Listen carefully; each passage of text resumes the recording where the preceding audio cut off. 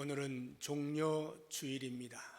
예수님께서 공생의 사역을 다 마치시고 마지막 남은 십자가에서의 대속의 사역을 이루시기 위하여 예루살렘에 들어오신 그 첫날을 기념하여 지키는 주일이 종려주일입니다. 종려주일이라 말하게 된 것에는 예수님이 들어오실 때에 사람들이 종려나무 가지를 흔들면서 또는 땅에 펼치면서 환영하였다라고 해서 종려주일입니다.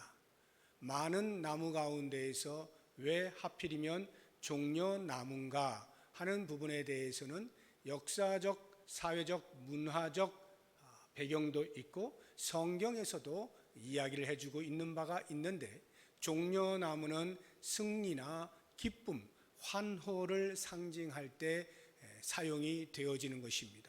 역사적으로 보게 되면 BC 164년에 예루살렘 성전이 시리아에 의하여서 빼앗기게 되어지고 그곳에 제우스 신전이 세워지고 하는 일들로 인하여서 유다 마카비라고 하는 사람이 독립운동을 펼칩니다. 몇 년간의 독립운동 끝에 BC 164년에 성전을 탈환하게 됩니다.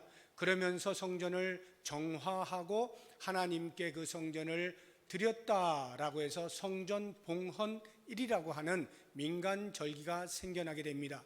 요한복음에 보면 수전절로 소개가 되어 있고 히브리어로 하누카라고 해서 지금도 여전히 빛의 축제라고 하는 의미에서의 민간 절기를 지키고 있습니다. 그때에 유다 마카비가 시리아군을 무찌르고 성전을 탈환하면서 개선 행렬로 들어오게 될 때 무리들이 종려나무 가지를 흔들면서 열렬하게 맞이한 그러한 역사적인 배경이 있습니다.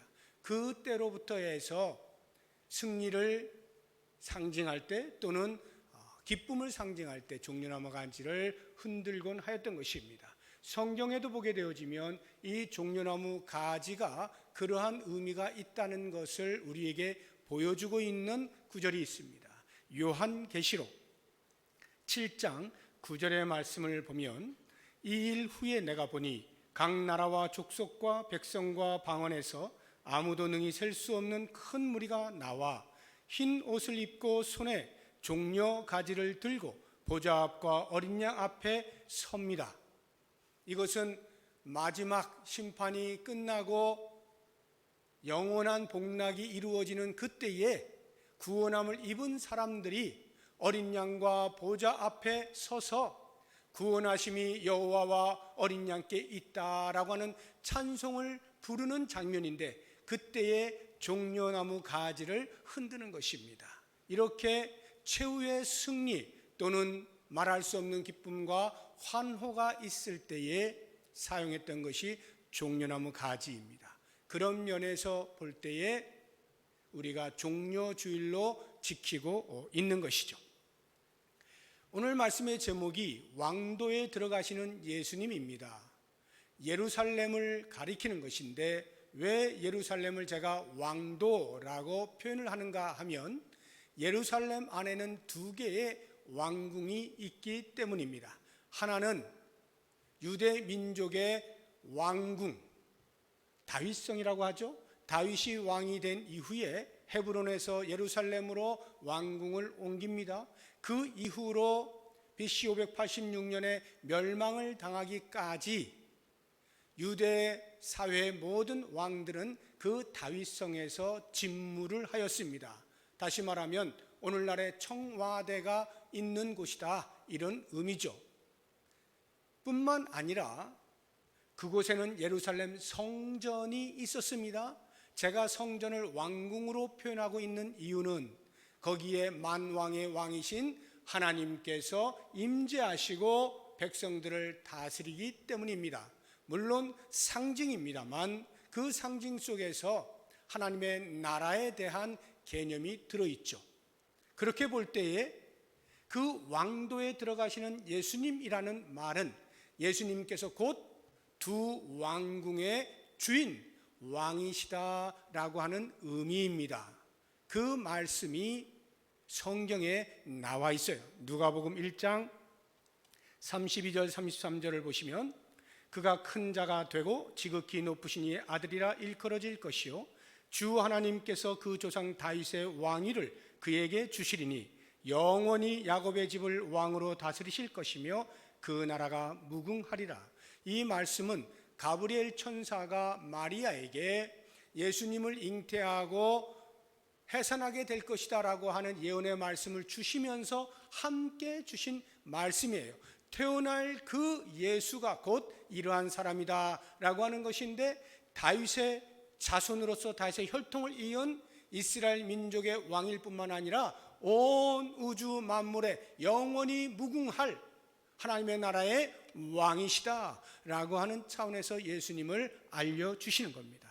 그렇게 보면 예수님께서 예루살렘 성에 들어가시는 것은 지금까지의 당신의 공생의 삶 속에서는 당신의 메시아 되심을 감추어 왔지만 이제는 공식적으로 드러내서 모든 사람으로 하여금 내가 곧 메시아요, 내가 곧 만왕의 왕이다 라고 하는 것을 알리는 행차인 것입니다.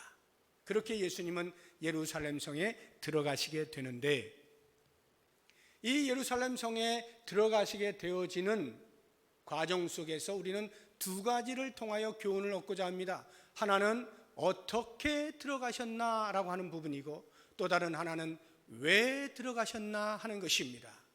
예수님은 예루살렘 성 입성하실 때 어떻게 들어가셨을까?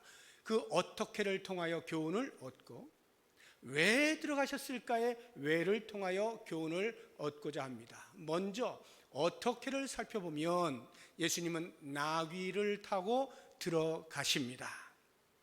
본문 7절을 보시게 되면 나귀와 나귀 새끼를 끌고 와서 자기들의 겉옷을 그 위에 얹음에 예수께서 그 위에 타시니, 나귀를 타셔요.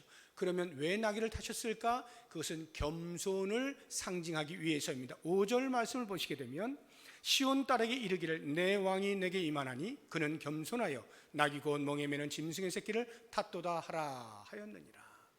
이 말씀은 마태가 직접 한 말이 아니라 과거 구약시대에 스가랴 선지자가 예언의 말씀하셨던 것을 인용한 것입니다. 그 스가랴 선지자의 예언의 말씀을 직접 우리가 한번 보겠습니다. 9장 9절입니다.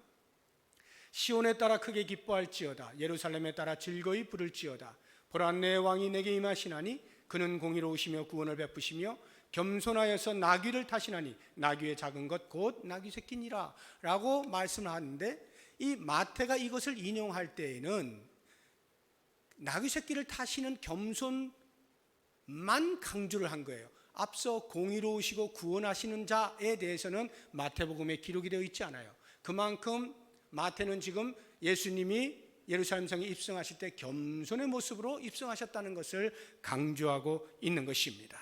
그러면 과연 예수님이 타신 그 나귀는 어떤 나귀였을까를 살펴보게 되어지면 예수님의 겸손을 보다 더 깊이 이해할 수가 있어요. 첫 번째, 예수님은 준비된 나귀를 타셨습니다.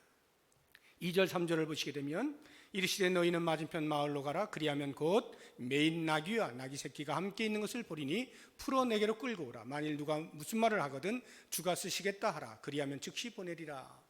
이미 예수님은 준비를 해놓으신 거예요. 그리고는 그 나귀를 타시기로 작정을 하신 거죠. 다시 말하면 사람들이 예수님 예루살렘 성에 들어가실 때 나귀를 타고 가시죠 한 것이 아니고, 또는 뭐 타고 들어갈까 어떻게 들어갈까 고민하다가 나귀가 눈에 보여서 저거라도 타고 들어갈까 하고 임기응변적으로 그렇게 결정하여 타고 들어가신 것이 아니고, 이미 예수님은 나귀를 타고 들어가시겠다라고 작정을 하시고 준비를 해놓으신 거예요.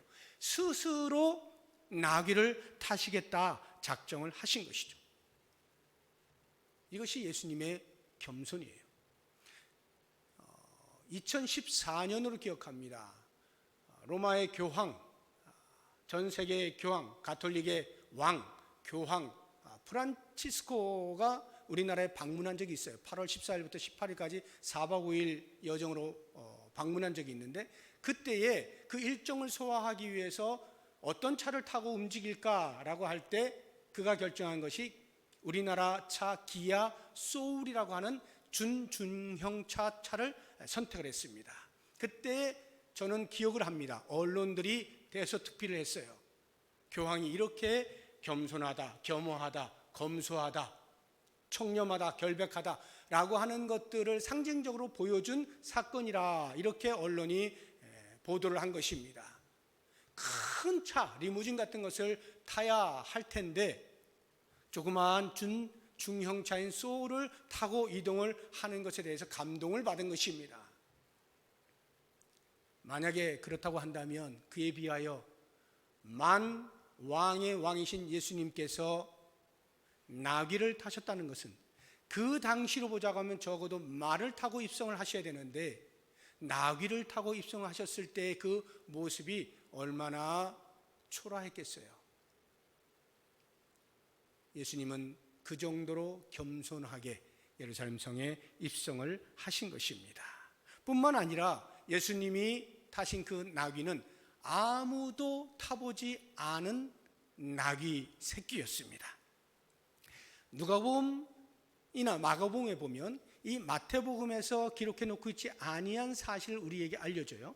마태복음에서는 그냥 나귀와 나귀 새끼를 끌고 와서 예수님이 타셨다라고만 기록을 해놓았지만 마가복음이나 누가복음에는 훨씬 더 자세하게 묘사를 해놓았는데 우리 누가복음을 한번 보겠습니다. 19장 30절 이르시되 너희는 맞은편 마을로 가라. 그리로 들어가면 아직 아무도 타보지 않은 나귀 새끼가 매여 있는 것을 보리니 풀어 끌고 오라. 아직 아무도 타보지 아니한 나귀 새끼입니다. 이 의미는요, 예수님의 신성적 차원에서 보게 되어지면 아무도 타보지 아니한 깨끗한, 순결한, 성결한, 그래서 신성한 일에 쓰임받는 이라고 하는 의미의 상징적 표현입니다.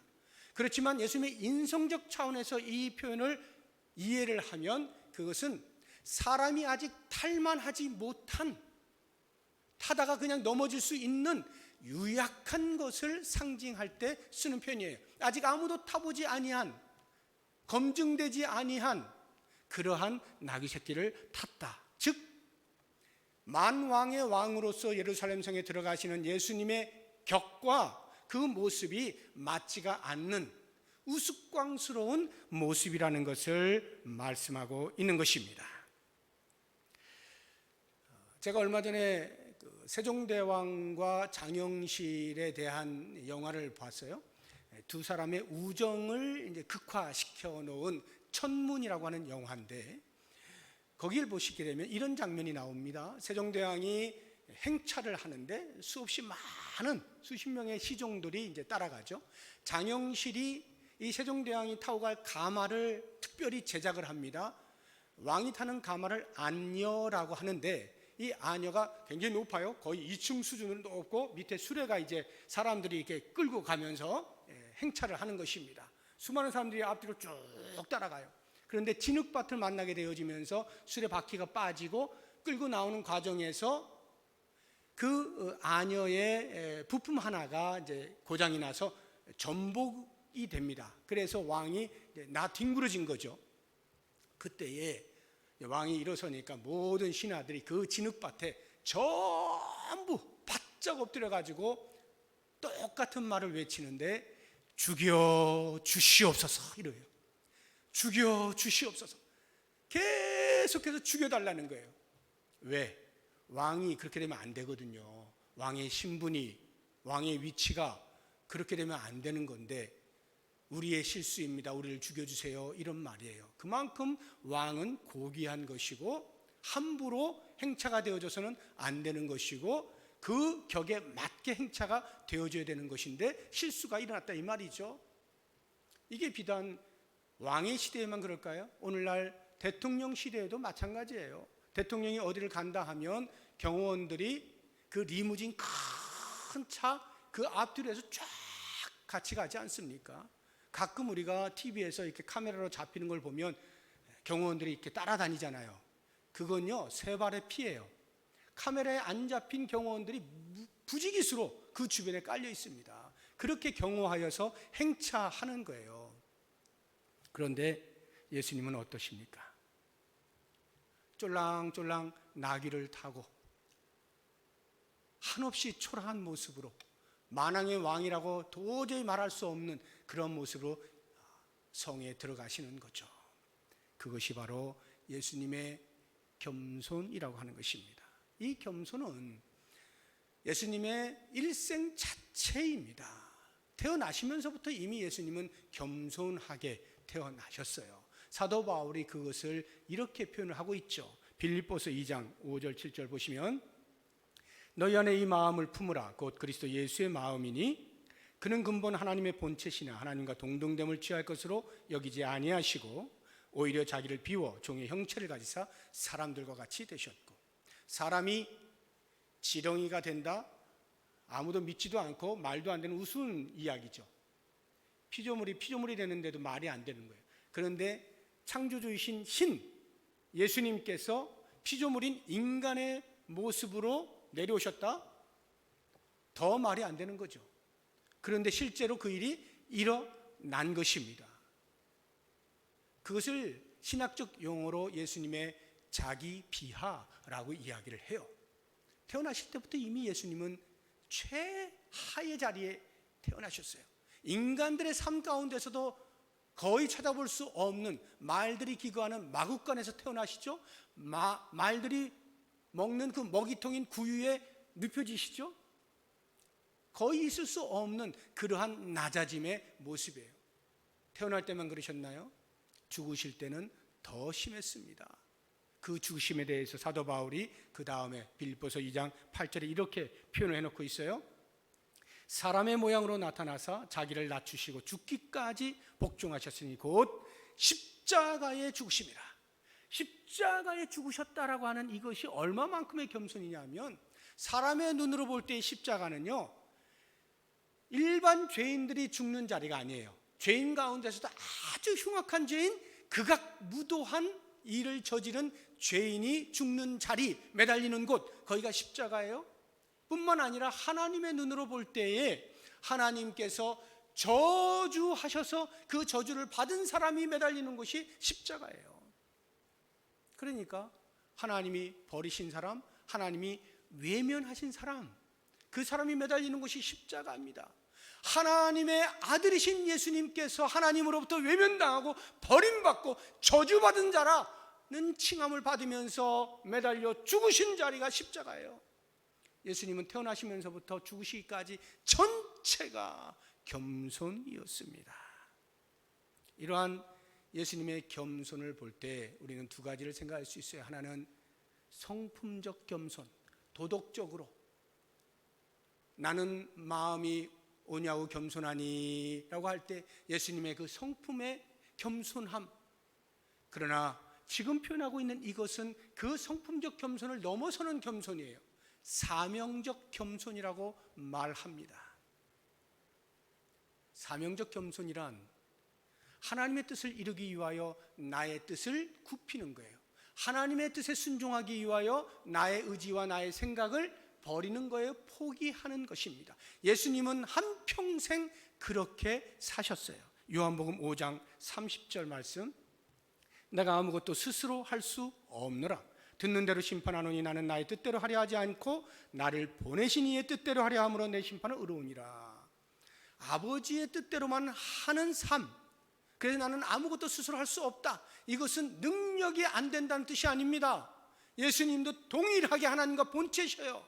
능력이 되셔요. 그럼에도 불구하고 아버지께서 보내신 그 뜻을 이루기 위하여 나의 생각과 나의 의지 모든 것을 버린다는 거예요. 오직 주의 뜻, 아버지의 뜻만을 이루기 위하여 나는 사명을 감당한다라고 하는 표현이죠. 그래서 예수님께서 돌아가시기 직전에 겟세마네 동산에 기도하실 때에도 땀이 핏방울이 되도록까지 기도하시는 그 기도 가운데 아버지여 하실 수 있으면 이 잔을 내게서 옮겨주십시오. 그러나 내 뜻대로 마옵시고 아버지의 뜻대로 하옵소서. 자신의 의지를 하나님의 뜻에 굴복시키는 이러한 모습, 이것이 사명적 겸손이에요. 우리는 이와 같은 예수님의 겸손을 배워야 합니다. 겸손의 왕으로 들어가신 그 예수님, 과연 우리는 무엇을 배울 것인가? 성품적 겸손을 배워야 되겠죠. 예수님의 겸손하심처럼 우리의 성품이, 우리의 삶이 겸손하기를 위하여 끊임없이 배워야 돼요. 사도 바울은 이 겸손을 이렇게 표현해 놓았어요. 빌립보서 2장 3절입니다. 아무 일에든지 다툼이나 허용을 하지 말고 오직 겸손한 마음으로 각각 자기보다 남을 낮게 여기고, 나보다 남을 더 우월하게, 더 뛰어나게 여기는 이것이 겸손이라고 가르쳐주고 있습니다. 저는 믿기로 우리 신앙 공동체, 교회 공동체가 정말로 건강하게 세워지길 원하고 정말로 행복하게 살아가길 원한다면 이 겸손을 배워야 돼요.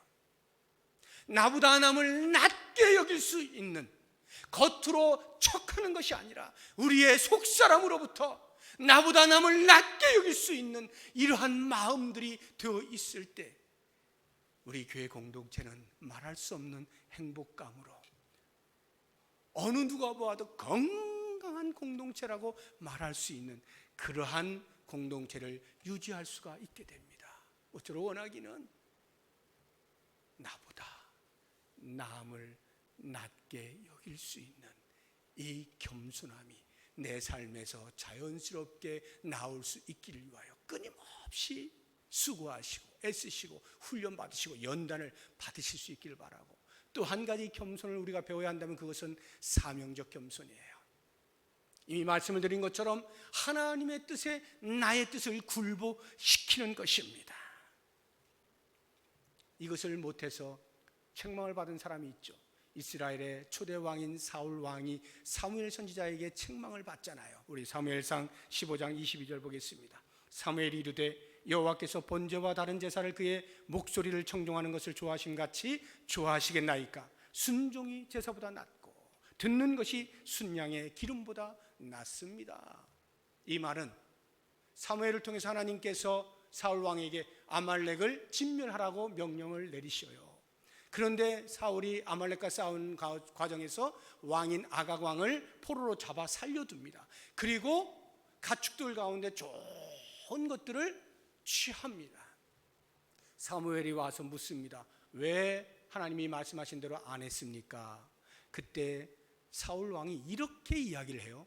백성들이 하나님께 제사를 드릴 때 좋은 제물로 하나님께 제사 드리기 위하여 일부러 좋은 것들은 다 남겨두고 안 좋은 것들만 전부 진멸했습니다. 정말 그럴듯하지 않습니까? 하나님께서 그래서 내가 오해했구나, 미안하다, 이러셔야 될 것 같은데 하나님은 사무엘을 통해서 이 말씀을 하신 거예요. 순종이 제사보다 낫고, 다시 말하면 내가 제사를 받기 위하여 내가 말한 것을 어겨도 괜찮다고 하더냐? 순종하는 것이 제사보다 나은 거야. 다시 말하면 너희가 내 말에 순종한 그것이 곧 제사야, 이런 말 아니겠습니까? 하나님의 말씀에 토를 달지 아니하고 나의 의견과 나의 생각과 나의 의지를 반영하지 아니하고 전심으로 순종하는 것, 이것이 사명적 겸손이에요. 저는 우리 이 공동체의 영적 질서를 위해서는 반드시 이와 같은 사명적 겸손이 있어야 한다고 믿는 사람입니다. 교회가 영적 질서가 필요한 이유는 하나님께서 다스리시는 공동체라고 하는 것을 증명하기 위한 것입니다. 다른 누가 아니라 하나님이 직접 다스리고 계시다라고 하는 것은 영적인 질서가 잘 유지가 되어질 때 증명할 수 있는 거예요. 그 영적인 질서는 하나님의 말씀에 목사로부터 모든 성도가 한결같은 마음으로 순종하여 엎드릴 때 거기에 영적인 질서가 생겨나는 거예요. 이 사명적 겸손이 우리 모두에게 있어지기를 주의 이름으로 축복합니다. 이제 우리가 예루살렘에 입성하신 예수님의 모습 속에서 왜 입성하셨나 라고 하는 것을 살펴보면서 또 하나의 교훈을 얻고자 합니다. 왜 입성하셨을까요? 답은 너무나 간단합니다. 평화를 주시기 위함입니다. 이 세상은 죄로 인해서 평화가 깨져버렸어요. 평화가 사라졌죠. 그 평화를 되찾아 주시기 위하여 예수님께서 예루살렘 성에 입성을 하신 거예요. 나귀 새끼를 타고 입성을 하셨다고 했잖아요. 이것은 전쟁을 통해서, 힘을 통해서 너희들에게 평화를 줄 것이 아니고 다른 것을 통하여 내가 너희들에게 평화를 줄 것이다 라고 하는 것을 시사하는 상징적 행위입니다. 나귀를 타고 이렇게 들어가실 때 무리들이 환호하지 않습니까? 저는 이 종려주일만 되면 그 부분에 대한 묵상이 계속 돼요. 무리들이 종려나무 가지를 흔들고 이제 환호를 합니다. 그런데 환호할 때 예수님은 좀 나귀를 타고 들어가시는 거예요. 아까 말씀드린 것처럼 격에 맞지가 않아요. 우스꽝스러운 모습이에요. 그러니까 어떤 면에서 우리의 왕이 되실 저분이 왜 저런 식으로 들어오시지? 좀 환호하기가 좀 쑥스럽네? 이런 생각이 드는 게 맞지 않겠어요? 근데 어떻게 그 당시의 사람들은 그렇게 열렬히 환호를 했을까? 고민 묵상하다가 제가 내린 결론이 이런 거예요. 당시가 로마의 압제를 받고 있었던 때잖아요. 그러니까 그들은 그 로마 황제라고 하는 말만 들으면 아마 속에서부터 화병이 일어날 거예요. 분노가 일어날 거예요. 왜냐하면 억압하고 착취하고 자유가 없고 뭐 어떻게 좀 일 좀 하면 그 전부 수확을 다 뺏어가고 이런 식으로 하니까 로마 황제 하면 치를 떨지 않았겠습니까? 그런 황제에 비하여 지금 우리의 왕으로 예루살렘 성에 들어오시는 예수님의 모습은 비록 나귀 새끼를 탄 초라한 모습이지만 그 로마 황제를 생각해 보면 상대적으로 우리의 왕은 이런 왕, 민심을 아는 왕, 서민들과 눈높이를 같이 하는 왕, 이런 왕이 우리가 섬길 왕이지 라고 하면서 오히려 신선한 충격을 받고 상대적 기대감을 가지고 흔들지 않았을까라는 추측을 해보는 거예요. 그래, 우리가 기대하는 왕은 바로 이런 왕이야. 이렇게 겸손한 왕이야. 백성들을 섬기는 왕이어야 되지. 그럼에도 불구하고 그들이 종려나무 가지를 흔들면서 그 환호 가운데 가지고 있었던 궁극적 기대라고 하는 것은 전쟁 영웅이죠. 정치적 혁명가입니다. 지금 자기들이 처해 있는 이 환경을 일거에 뒤집을 수 있는 힘을 가진 사람을 기대하는 것 아니겠습니까? 그런데 예수님이 입성을 하시고 일주일 동안 지내시는 모습을 볼 때 아무리 눈 씻고 찾아봐도 자기들이 기대하는 바에 어떤 일들이 일어나지 않아요? 적어도 사람들을 모아서 전략을 수립하고 어떻게 전복을 할 것이고 어떻게 전쟁을 일으켜서 이 로마의 식민지로부터 우리가 독립을 할 것이냐, 뭔가 이런 이야기들이 나와야 되는데 한가하게 성전이나 드나드시면서 사람들하고 잡담이나 하시고 토론이나 하시고 이렇게 시간을 보낸단 말이에요. 그러면서 드디어는 로마 군인들이 잡으러 올 때 그냥 잡혀가요. 아무리 힘도 못 쓰고 그냥 잡혀갑니다. 그리고는 신문을 하니까 그냥 다 당해요. 사람들이 점점 시간이 흐르면서 이거 우리가 기다리던 그분 아니네 라고 하는 생각이 들면서 드디어 마음으로부터 예수님을 놓게 됩니다. 포기하는 거예요. 버리는 겁니다. 이런 분이라면 이건 우리가 생각하는 그런 정치적 혁명가가 될 수 없어. 우리의 지도자가 될 수 없는 거. 우리의 왕이 아니었어. 우리가 기만당한 거야 라고 하는 생각이 들면서 속으로 얼마나 분노가 일어났겠어요. 그러니까 열렬히 호산나 다윗의 자손이여 찬송하리로다 우리를 구원하실 주여 라고 하면서 종려나무 가지 흔들었던 그 사람들의 외침이 오히려 분노로 가득해서 기만당한 것에 대해서 참을 수 없는 분노로 십자가에 못 박으라고 저주의 소리를 외치는 거 아닙니까? 한순간에 그들의 태도가 돌변하는 거예요. 왜 그랬을까요? 예수님께서 이 땅에 오신 것이, 예루살렘 성에 들어오신 것이 전쟁의 왕으로 평화를 주시는 것이 아닌 십자가를 통하여 평화를 주시고자 하시는 그 평화의 왕됨의 의미를 인지하지 못한 그것의 결과 아니겠습니까? 예수님이 이 땅에 우리에게 평화를 주시기 위해서 오신 거예요. 그 평화란 다름 아닌 하나님과 인간 사이에 깨어진 관계를 회복시켜주는 평화입니다. 하나님과의 평화를 말하는 거예요. 로마서 5장 1절을 보겠습니다. 그러므로 우리가 믿음으로 의롭다 하심을 받았으니 우리 주 예수 그리스도로 말미암아 하나님과 화평을 누리자. 우리의 죄를 속할 수 있는 방법은 딱 한 가지인데 피 흘리는 것만이 죄를 속할 수가 있어요. 이것은 율법이 우리에게 그렇게 이야기를 하고 있는 거예요. 레위기 17장을 보겠습니다. 11절 말씀. 육체의 생명은 피에 있습니다. 내가 이 피를 너희에게 주어 제단에 뿌려 너희의 생명을 위하여 속죄하게 하였나니 생명이 피에 있으므로 피가 죄를 속하느니라. 그러니까 죄를 속하여 거룩하신 하나님 앞에 나아가거나 하나님을 만나기 위해서는 반드시 피를 흘려야 돼요. 피를 흘린다는 건 죽는다는 걸 의미하는 겁니다. 그러니까 구약 시대에 죄 있는 인간들이 거룩하신 하나님을 만나는 그 수단과 방편으로 주어진 것이 제사제도 아닙니까? 제사제도에 반드시 필요한 게 제물이잖아요. 제물에 피가 흐르죠. 동물의 피가 흐르잖아요.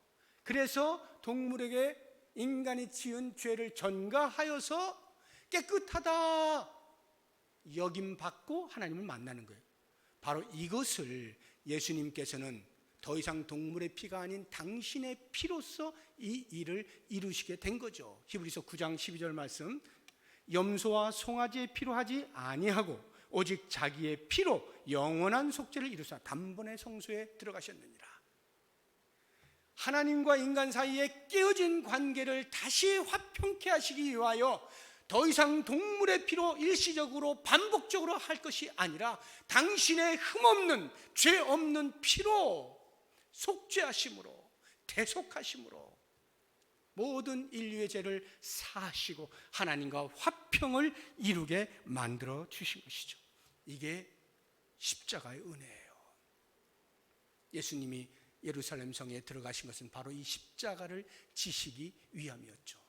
이러한 평화는 우리의 사람과 사람 사이의 화평을 이루는 일에도 기여를 하게 됩니다. 에베소 2장 14절 15절에 이렇게 나옵니다. 그는 우리의 화평이신지라 둘로 하나를 만드사. 여기 둘은 유대인과 유대인 아닌 다른 이방인 나머지 사람들을 말하는 거예요. 둘로 하나를 만드사 원수된 것 곧 중간에 막힌 담을 자기 육체로 허시고 법조문으로 된 계명의 율법을 폐하셨으니 이는 이 둘로 자기 안에서 한 세 사람을 지어 화평하게 하시고. 유대인들은 이방인들을 사람 취급하지 않았어요. 전능하신 하나님을 알지 못하는 저들을 사람 취급하지 않았습니다.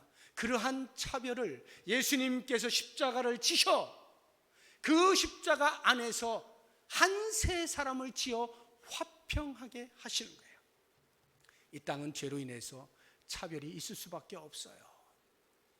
많은 차별들을 당하시면서 살아오셨을 거예요.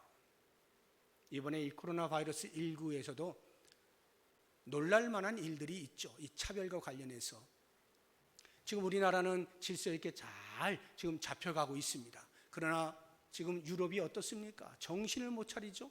계속해서 어마어마한 숫자로 확진자가 나오고 사망자가 나오고 있는 상황입니다. 왜 그런 일이 벌어졌을까? 많은 이유가 있는데 그 가운데 한 가지를 지적하는 이야기가 제 귀에 쏙 들어옵니다. 그건 서양 사람들이 이 코로나 바이러스에 대하여서 우습게 봤다는 거예요.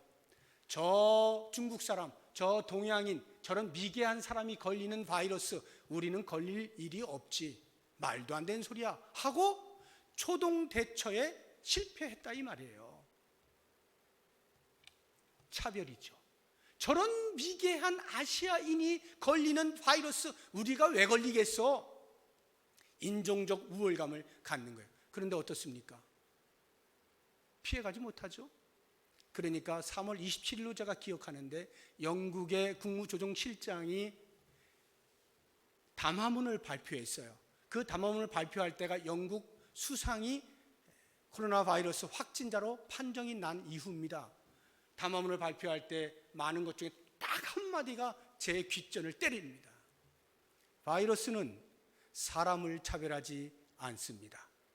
이게 그 사람의 말이었어요. 정신을 차린 거죠. 야, 이거 저 미개한 동양인들이나 걸리는 건 줄 알았더니 그게 아니었네. 바이러스는 사람을 차별하지 않네. 누구나 걸릴 수 있구나.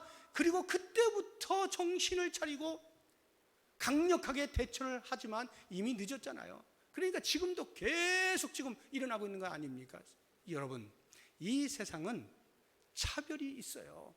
지식의 차별이 있고, 재물의 차별이 있고, 집안 배경의 차별이 있고, 나라의 차별이 있고, 인종의 차별이 있어요. 다 죄의 결과들이에요. 이러한 사람과 사람 사이의 차별을 예수님께서 십자가에 못 박혀 죽으시고 당신의 피를 흘려 그리스도 안에 한 세 사람을 지으시는 거예요. 화평을 위하여, 차별을 깨시기 위하여. 얼마나 놀랍습니까? 우리 신앙 공동체는 그리스도 안에 모인 사람들, 예수를 믿는 믿음을 고백하면서 모인 사람들, 그래서 이 안에는 차별이 없어야 돼요. 우리는 가족이에요. 사람마다 다 달라요. 그러나 그것을 가지고 조롱하지 않아요. 그냥 받아들이는 거예요. 우리는 가족이야. 받아들이는 거예요. 주님께서 행하신 사람과 사람 사이의 화평이에요. 한 걸음 더 나아가서 예수님께서 우리에게 주시는 화평은 우리의 내면, 각 사람의 영혼의 평화입니다. 이 영혼의 평화, 요한복음 14장 27절, 평안을 너희에게 끼치노니 곧 나의 평안을 너희에게 주노라. 내가 너희에게 주는 것은 세상이 주는 것과 같이 아니하니라. 너희는 마음에 근심하지도 말고 두려워하지도 말라. 예수님께서 제자들에게 주시는 말씀이에요. 세상이 주는 평안이 아닌 내가 너희에게 주는 평안, 그 평안은 이 땅에 어떠한 일들이 일어나더라도 너희를 흔들 수 없을 거야. 그 평화를 누리도록 해라. 예수님께서 십자가에서 죽으시고 우리에게 주신 평화는 바로 이 평화입니다. 여러분, 마음의 평화가 없으면요, 세상의 모든 것을 다 가지고 있는 사람도 아무것도 가지지 않은 것처럼 삽니다. 늘 불안해하고 두려움 가운데 살아요. 그래서 가끔씩 보면 아주 유명한 사람들, 부자들, 높은 자리에 있는 사람들 자살하고 죽잖아요. 왜 죽어요? 뭐가 부족해서요? 물론 그런 것도 없지는 않겠죠. 상대적 박탈감에 의해서 죽는 경우도 있지만 다른 그 어떤 이유보다 더 근본적인 원인을 찾으면 마음의 평화가 없기 때문이에요. 그러니까 아무것도 갖지 않은 사람으로 여겨지는 거예요. 그러니까 삶의 의미가 없으니까 죽어버리는 거예요. 그런데 여러분, 세상의 것들 많이 갖지 못하였다 할지라도 마음의 평화가 있는 사람, 예수님께 주신 그 평화로 가득 채워진 사람은 마치 다 가진 사람처럼 사는 거예요. 그래서 그냥 밖에 나가서 들에 핀 꽃 하나를 보는데도 그렇게 좋아하는 거예요. 이야, 저거 신기하구나. 공기를 마시는 것만으로도 감사하는 거예요. 일용할 양식이 나에게 끊어지지 아니하는 그 한 가지 사실만으로도 감사하며 기뻐하며 사는 거예요. 마치 모든 걸 다 가진 사람처럼 그렇게 살아요. 이 내면의 평화라고 하는 것, 영혼의 평화가 얼마나 중요한지 몰라요. 그것을 예수님께서 우리에게 주시기 위하여 예루살렘 성으로 들어가신 것이죠. 이제 말씀을 정리하겠습니다. 우리는 과연 예수님을 겸손의 왕으로, 평화의 왕으로 바르게 인식하고 있습니까? 명확하게 인식하고 있습니까?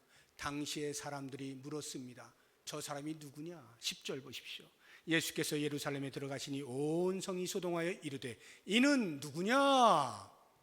누구길래 이렇게 사람들이 종려나무가지 흔들면서 환호하고 난리를 치냐? 이렇게 물을 때 무리들이 대답합니다. 11절, 무리가 이르되 갈릴리 나사렛에서 나온 선지자 예수라 하니라.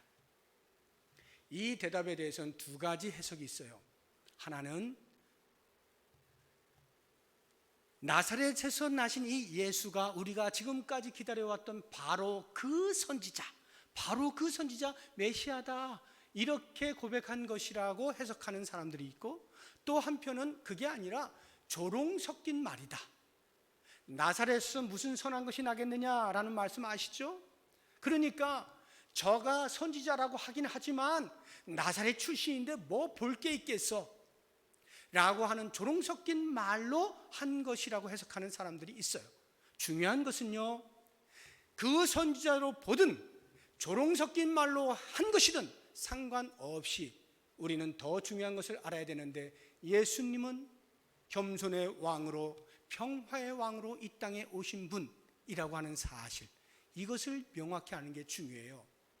그냥 선지자 예수야, 4대 성인 가운데 한 사람이야, 야 우리 기독교가 그래도 4대 성인 가운데 한 사람을 섬기고 있어, 그것으로 자부심을 느끼며 사는 존재들이 아닙니다. 우리들은 철저하게 깨어진 관계를 다시 화목하게 하시는 거룩하신 하나님과 죄인된 인간을 묶어주시는 예수 그리스도, 그 복음을 믿고 전하고 따르는 사람들이에요. 평화의 왕으로 오신 예수 그리스도를 믿는 사람들이에요. 과연 우리는 사람들이 예수가 누구냐 물을 때 어떻게 대답을 할 것입니까? 여기에만 길이 있다, 여기에만 진리가 있다, 여기에만 생명이 있다.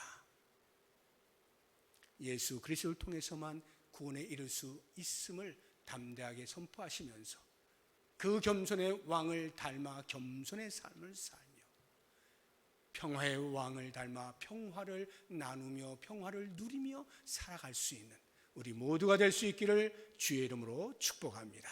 기도하겠습니다. 하나님 아버지,